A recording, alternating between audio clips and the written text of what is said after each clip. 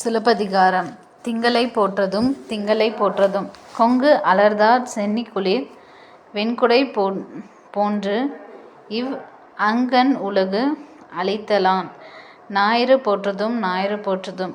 காவேரி நடன திகிரிபோல் பொற்கோட்டு மேரு வலம் திரிதலான். மாமலை போற்றதும் மாமலை போற்றதும். நாமநீர் வேழி உலகிற்கு அவன் அளிபோல் மேல்நின்று தான் சுரத்தலான் என்ற பாடலை இயற்றியவர் இளங்கோவடிகள். சிலப்பதிகாரம். பாடலின் பொருள். தேன் நிறைந்த ஆத்திமலர் மாலையை அணிந்தவன் சோழ மன்னன்.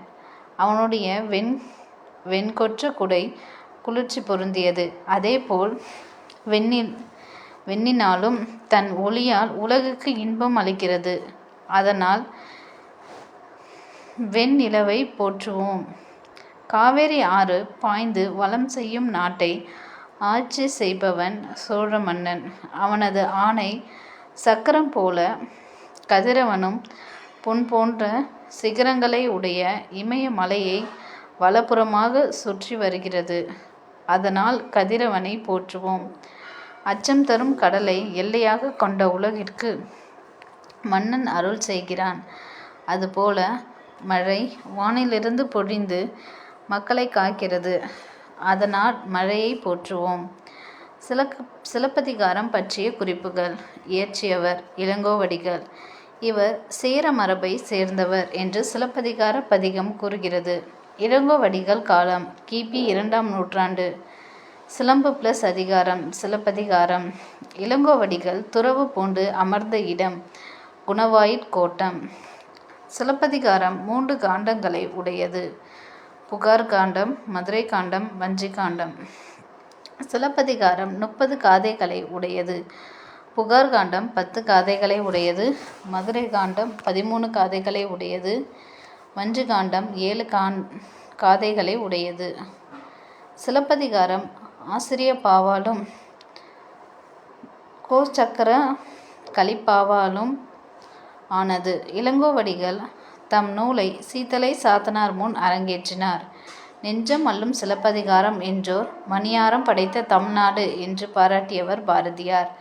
நாட்டுப்புற பாடல்களுக்கு சிறப்பு தந்து முதலில் பாடியவர் இளங்கோவடிகள்.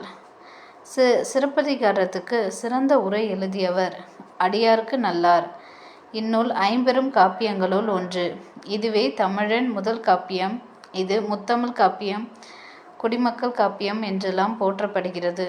சிலப்பதிகாரமும் மணிமேகலையும் இரட்டை காப்பியங்கள் என போற்றப்படுகிறது. திங்கள், ஞாயிறு, மழை என இயற்கையை வாழ்த்துவதாக இந்நூல் தொடங்குகிறது. கதிரவனின் மற்றொரு பெயர் ஞாயிறு. திருக்குறள் பற்றிய குறிப்புகள். திருக்குறளை இயற்றியவர் திருவள்ளுவர்.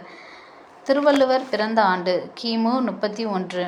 திருக்குறள் 133 அதிகாரங்களையும் 1330 குறட்பாக்களையும் கொண்டது. அறத்துப்பால் 38 அதிகாரங்களை கொண்டது.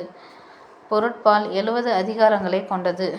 இன்பத்துப்பால் 25 அதிகாரங்களை கொண்டது. 14 கீழ்க்கணக்கு நூல்களுள் அதிக அறங்களை சொல்லும் நூல் திருக்குறள். திருக்குறளின் சிறப்பை எடுத்து கூறும் நூல் திருவள்ளுவ மாலை. 14 கீழ்க்கணக்கு நூல்களுள் குறள் வெண்பாவால் ஆன ஒரே நூல் திருக்குறள். முதன்முதலில் திருக்குறளை பதிப்பித்தவர் ஞானப்பிரகாசம். பரிமேலழகர் உரையுடன் திருக்குறளை முதன்முதலில் பதிப்பித்தவர் ராமானுஜ கவிராயர். திருக்குறளுக்கு வழங்கும் வேறுபெயர்கள்: உத்திரவேதம், தெய்வநூல், பொய்யாமொழி, வாயுரை வாழ்த்து, தமிழ்மறை, பொதுமறை, திருவள்ளுவப் பயன், திருவள்ளுவம். அறிவியல் ஆத்திச்சூடி. அகர வரிசையில் அறிவுரைகளை சொல்லும் இலக்கியம் ஆத்திச்சூடி. புதிய ஆத்திச்சூடி இயற்றியவர் பாரதியார்.